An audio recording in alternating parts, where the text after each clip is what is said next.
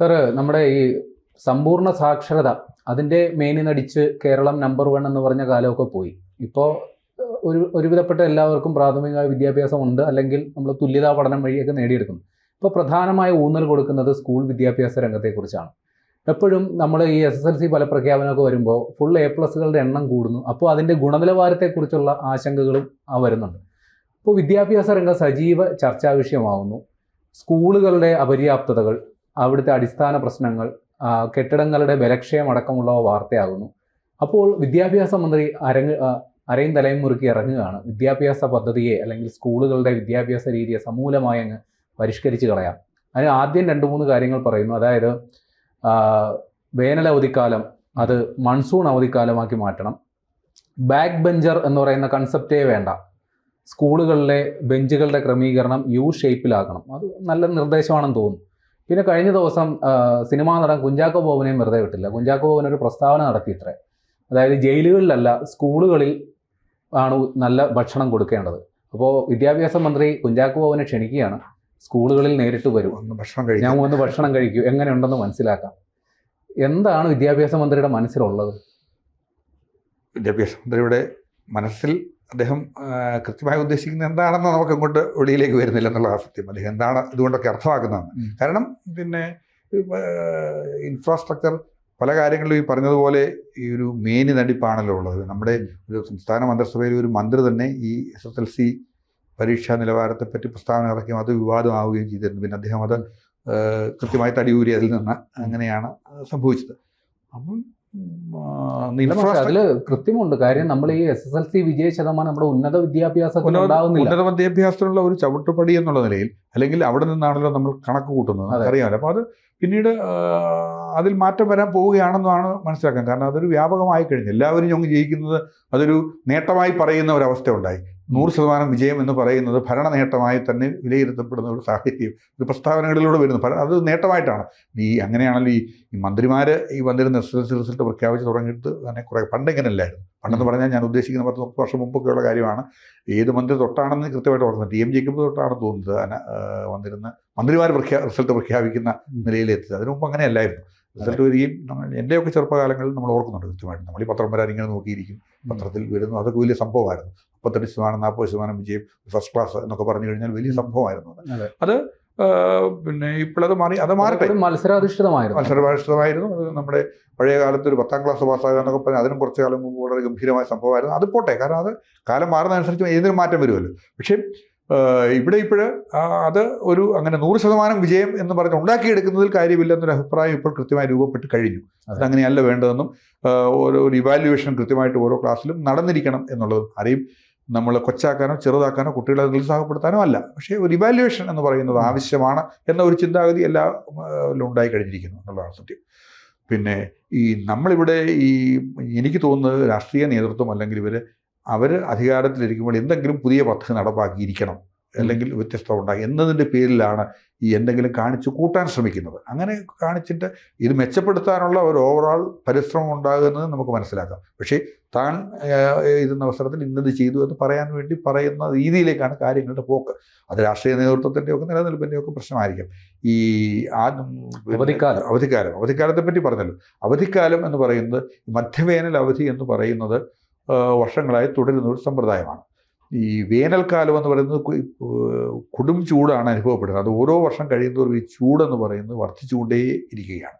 അപ്പോൾ ഈ ചൂട് സമയത്ത് ക്ലാസ്സുകളിൽ ഇരിക്കുക എന്ന് പറയുന്നത് ബുദ്ധിമുട്ടേറിയ ഒരു വലിയ കാര്യമാണ്. നമ്മുടെ ഇൻഫ്രാസ്ട്രക്ചർ എത്ര വികസിപ്പിച്ചെന്ന് എല്ലാ ക്ലാസ്സുകളും, നമ്മുടെ ഗവൺമെൻറ് സ്കൂളുകളിലെ ക്ലാസ്സുകളൊന്നും AC റൂമുകളൊന്നും അല്ല, ഒരുപാട് സൗകര്യങ്ങൾ അവിടെ വർദ്ധിപ്പിക്കേണ്ടതായിട്ടിരിക്കുകയാണ്. അപ്പോൾ ഈ ചൂട് എന്ന് പറയുന്നത് അതിഭീമമായ ചൂടാണിപ്പോൾ. നമ്മളിപ്പോൾ ഈ ചൂട് കാലത്ത് തൊഴിലാളികൾ തന്നെ വെളിയിൽ ജോലി ചെയ്യുന്ന സമയം തന്നെ കുറച്ചിരിക്കുകയാണ്. നമുക്കറിയാം, നമ്മൾ കടന്നു പോയിക്കൊണ്ടത് കഴിഞ്ഞ ഓരോ വർഷവും ചൂട് എന്ന് പറയുന്നത് വർദ്ധിച്ചു വരികയാണ്. നമ്മളുടെ ഓരോ വർഷം കഴിയുന്നതും വളരെ കൂടുതലായി വർദ്ധിച്ചു വരികയാണ്. അത് സാധാരണ മനുഷ്യരെ പോലും വെളിയിലേക്ക് ഇറങ്ങാൻ പറ്റാത്തൊരവസ്ഥ മനുഷ്യനുണ്ട്. വെളിയിലേക്ക് ഇറങ്ങാൻ പറ്റാത്തൊരവസ്ഥയുണ്ട്. കുട്ടികൾ പിന്നെ ക്ലാസ് റൂമിലിരിക്കുന്ന ക്ലാസ്സിലേക്ക് വരിക. അപ്പോൾ ക്ലാസ് റൂമിലിരിക്കുന്നത്, അതാ ഞാൻ പറഞ്ഞത്, AC റൂമൊന്നും അല്ലല്ലോ. കുട്ടികളെന്ന് പറയുന്നത് ഇവിടെയൊക്കെ പിന്നെ വാർത്ത കെട്ടിടങ്ങളായാലും ഓടിട്ട കെട്ടിടങ്ങളായാലും ഇവിടെയൊക്കെ ഇരിക്കുക എന്ന് പറയുന്നത് കുട്ടികളുടെ ഈ ചിന്താശേഷിയെ തന്നെ ഈ ചൂടുകാലം മഴക്കാലത്തെക്കാൾ ഉപരി എന്നാണ് വിദഗ്ധ മതം, അങ്ങനെയാണ് മനഃശാസ്ത്രജ്ഞന്മാരടക്കം പറയുന്നത്.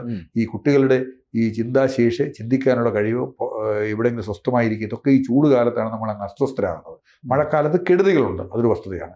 ഇതിനകത്ത് രസകരമായ ഒരു കാര്യം, നമ്മൾ 1970-ലും 1971-ലും ഇതൊരു പരീക്ഷണാർത്ഥം 70-ൽ നടത്തിയതാണ്. അന്ന് CH മുഹമ്മദ് കോയ വിദ്യാഭ്യാസ മന്ത്രി ആയിരിക്കുമ്പോഴാണെന്നാണ് എൻ്റെ ഓർമ്മ. അദ്ദേഹം പല പരിഷ്കാരങ്ങൾ നടത്തിയിരുന്ന കൂട്ടത്തിലാണ് ഒരിക്കൽ ഇത്. ഞാനേതായാലും സ്കൂൾ വിദ്യാർത്ഥിയായിരുന്ന കാലത്ത്, ഇപ്പം ഞാൻ ഏത് ക്ലാസ്സാണെന്ന് ഓർക്കുന്നില്ല, ഈ ഇങ്ങനെ മാറ്റിയ ഒരു സമ്പ്രദായത്തിൻ്റെ പഠിച്ച ഒരാളാണ് ഞാൻ 1 വർഷം. അത് കഴിഞ്ഞ ശേഷം അന്ന് ഇതുപോലെ മഴക്കാലത്തേക്ക് പിന്നെ അവധി മാറ്റുകയും പിന്നെ കുറച്ച് ഈ ഇത് ക്ലാസ് കഴിഞ്ഞതിന് ശേഷം ഒരാഴ്ചക്കാലം പിന്നെ അവധി നൽകിക്കൊണ്ട് പിന്നെ അവധി എന്ന് പറയുന്ന പ്രധാന അവധി എന്ന് പറയുന്നിടത്ത് ക്ലാസ് ആരംഭിച്ചതിന് ശേഷം മാറ്റുകയും ചെയ്ത ഒരു പദ്ധതി ഇവിടെ കൊട്ടിഘോഷിച്ച് തന്നെ നടപ്പാക്കി. അന്ന് മുഹമ്മദ് കോയയുടെ പല പരിഷ്കാരങ്ങളൊന്നായിരുന്നു അത്. പക്ഷേ അത് ദയനീയമായി പരാജയപ്പെട്ടു. ആ വർഷത്തെ പറ്റിയെന്ന് വെച്ച് കഴിഞ്ഞാൽ ഈ പിന്നെ മഴ നേരത്തെ പെയ്യുകയും ചെയ്തു, അങ്ങനെയൊക്കെയുള്ള പ്രശ്നങ്ങളുണ്ടായി. അതുകൊണ്ടല്ല, പക്ഷേ അത് ഇത് കഴിഞ്ഞതിന് ശേഷം ഈ മഴ എന്ന് പറയുന്നത്, മഴ കെടുതി എന്ന് പറയുന്നത് ചില പ്രദേശങ്ങൾ കേന്ദ്രീകരിച്ചാണ് പലപ്പോഴും ഉണ്ടാകുന്നത്. മൊത്തത്തിൽ നമ്മുടെ കാലാവസ്ഥ മഴക്കാലം എന്ന് പറയുമ്പോൾ പോലും മഴക്കെടുതികളൊക്കെ ഉണ്ടാകുന്ന ചില മേഖലകൾ കേന്ദ്രീകരിച്ചാണ്. അപ്പോൾ അവിടെ പ്രാദേശിക അവധി നമ്മൾ ഇപ്പോഴും കൊടുക്കാറുണ്ട്. അങ്ങനെ പ്രാദേശിക അവധി കൊടുത്ത് പരിഹരിക്കാവുന്നതേ ഉള്ളൂ അത്തരത്തിൽപ്പെട്ട കാര്യങ്ങളെന്ന് പറയുന്നത്.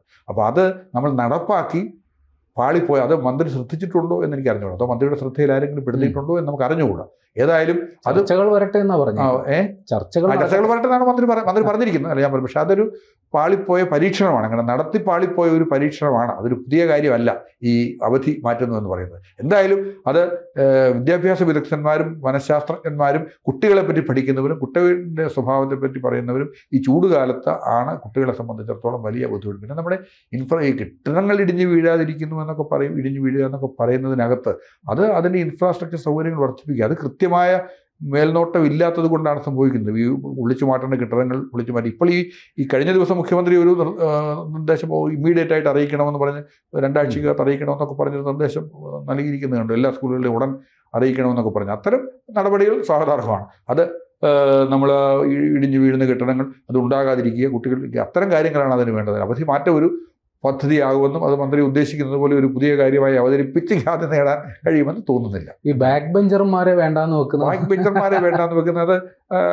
അത് നമുക്ക് ഈ പറഞ്ഞതുപോലെ മന്ത്രിയുടെ ഉദ്ദേശശുദ്ധി നമുക്ക് അഭിനന്ദിക്കാം. കാരണം പുറകിലോട്ട് പണ്ട് ഈ ക്ലാസ്സുകളിലൊക്കെ ഒരു പിന്നെ ഇതുണ്ട്, പിന്നെന്താ പറയുക, ഒരു പിന്നെ ചോദ്യങ്ങൾ ചോദിക്കുക, ചോദ്യങ്ങൾ ചോദിച്ച് ഉത്തരം ഫസ്റ്റിലിരിക്കുന്ന ആൾ ഏറ്റവും മിടുക്കൻ, പുറകിലോട്ട് പോകുന്നതോറും ഈ മിടുക്കിൻ്റെ കുറവ് വരുന്നു, ഏറ്റവും മണ്ടന്മാരായവർ ഏറ്റവും പുറകിലിരിക്കുക എന്നൊരു കൺസെപ്റ്റ് സ്കൂളുകളിലൊക്കെ പണ്ടുണ്ട്. ശിക്ഷയായിട്ടാണ്. ഇപ്പോഴങ്ങനെയൊന്നും ഇല്ല.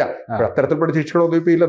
പരിഷ്ഠ സമ്പ്രദായങ്ങൾ മാറിയല്ലോ എന്ന് തോന്നുന്നു. അപ്പോൾ അങ്ങനെ ഇങ്ങനെ അത് ഒഴിവായി കിട്ടുന്നു എന്നൊരു ഗുണമുണ്ട്. കുട്ടികളിൽ എല്ലാവരും ഒരുപോലെ ഇരിക്കുന്നു എന്നുള്ളതുകൊണ്ട് അത് സ്വാഗതാർഹമാണെന്ന്. കുഞ്ചാക്കോ ബോബനെയൊക്കെ വെല്ലുവിളിക്കേണ്ട കാര്യം അത് ഒരു കാര്യമില്ല. ഉച്ചഭക്ഷണം എന്ന് പറയുന്നത് ഈ പറഞ്ഞതുപോലെ വളരെ നമുക്കറിയാവുന്നതുപോലെ ഒരുപാട് പരിമിതികൾക്കകത്ത് നിന്നുകൊണ്ടാണ് നടക്കുന്നത് എന്നുള്ളതാണ്. അതിന് അനുവദിച്ചിരിക്കുന്നത് ഹെഡ് മാസ്റ്റർമാർ, പ്രൈമറി സ്കൂൾ ഹെഡ് മാസ്റ്റർമാർ നെട്ടോട്ടം ഓടുകയാണ് പ്രൈമറി സ്കൂളുകളിൽ മാസ്റ്റർമാർ. കാരണം അവർക്ക് ഇത് മാനേജ് ചെയ്യാൻ കഴിയുന്നില്ല, ഈ പണം ഉണ്ടാക്കാൻ കഴിയുന്നില്ല, കൊടുത്തിരിക്കുന്ന തുച്ഛമായ തുക കൊണ്ട് കഴിയുന്നില്ല. അത് അവർ നെട്ടോട്ടം ഈ ചുമതല ഹെഡ് മാസ്റ്റർ പദവി തന്നെ വേണ്ടാന്ന് വെക്കുന്നു ഈ പ്രൈമറി സ്കൂളിലൊക്കെ അധ്യാപകന്മാർ. ഏറ്റവും വലിയ ഒരു ബുദ്ധിമുട്ടവർക്കാണ് ഈ ഉച്ചഭക്ഷണം കൊടുക്കുക. കുട്ടികൾക്ക് നല്ല ഭക്ഷണം കൊടുക്കുകയും ഇത് ചെയ്യുകയും ആവശ്യമാണ് അത് ചെയ്യുന്നത്. പക്ഷെ അത് അത്തരം കാര്യങ്ങൾക്ക് പ്രയോറിറ്റി കൊടുക്കുക എന്നത് മാത്രമേ ഇതിന് പരിഹാരമുള്ളൂ. നമുക്ക് ധനകാര്യ വകുപ്പിനെയൊക്കെ സംബന്ധിച്ചിടത്തോളം ഇത്തരം കാര്യങ്ങൾക്ക് ഏറ്റവും പ്രയോറിറ്റി കൊടുക്കുന്ന ഒരു സമ്പ്രദായം ഉണ്ടാക്കുക. കുഞ്ചാക്കോ ബോബൻ കൃത്യമായിട്ട് ആ കാര്യം പറഞ്ഞത്. കാരണം ഭക്ഷണം ജയിൽ പുള്ളികളുടെയൊക്കെ ഭക്ഷണം കണ്ടു കഴിഞ്ഞാൽ നമ്മൾ അന്തം വിട്ടു പോവുകയാണ്. പക്ഷേ ജയിലിലേക്ക് പോകാനൊക്കെ തോന്നിപ്പോവാണ് പുള്ളികൾ. അതാണ് മെനു കാർഡ് കണ്ടു കഴിഞ്ഞാൽ നമുക്കൊക്കെ ജയിലിൽ പോയി കിടക്കാൻ തോന്നിപ്പോ. അപ്പോൾ അതല്ല ആവശ്യമെന്ന് പറഞ്ഞ് കുഞ്ചാക്കോ ബോബൻ്റെ ആ നിർദ്ദേശം, പ്രസ്താവന സത്യത്തിൽ ശരിയായൊരു പ്രസ്താവനയാണ്. മന്ത്രി അധികാരത്തിലാണ് ഉൾക്കൊണ്ടതെന്ന് അറിഞ്ഞുകൂടാ. എല്ലാ സ്കൂളുകളിലും അവർ നല്ലത് കൊടുക്കുന്നതായിരിക്കും മന്ത്രി ഉദ്ദേശിച്ചത്. എന്തോ കുഞ്ചാക്കോ ബോബൻ വരട്ടെ, അദ്ദേഹം വന്ന് കൊണ്ട് നോക്കിയിട്ട് പറയട്ടെ. മുൻകൂട്ടി അറിയിച്ചിട്ട് വന്ന ബഫേ ലഞ്ചൊക്കെ ഒരുക്കി കൊടുക്കും. അല്ല ഞാൻ പറഞ്ഞ അദ്ദേഹം അങ്ങനെ ചെയ്യത്തില്ല. അദ്ദേഹം ഏതെങ്കിലും സ്കൂളുകളിൽ പോയി കൊണ്ട് നോക്കും, എന്നിട്ട് മന്ത്രി അറിയിക്കത്തേ ഉള്ളൂ. അപ്പം അവൾ അദ്ദേഹത്തിന് കൃത്യമായിട്ട് മനസ്സിലായി. ഞാൻ പറഞ്ഞതേ ഉള്ളൂ. എന്തായാലും ഈ പരിഷ്കാരങ്ങൾ നടപ്പാക്കുമ്പോൾ അത് പുതിയൊരു പരിഷ്കാരം നടപ്പാക്കി എന്ന് ഖ്യാതി നേടാൻ വേണ്ടി ആകരുത്. അതിൻ്റെ ആത്യന്തികമായി ഒരു ടോട്ടൽ ഇവാലുവേഷൻ നടത്തി ആവണം എന്നതാണ്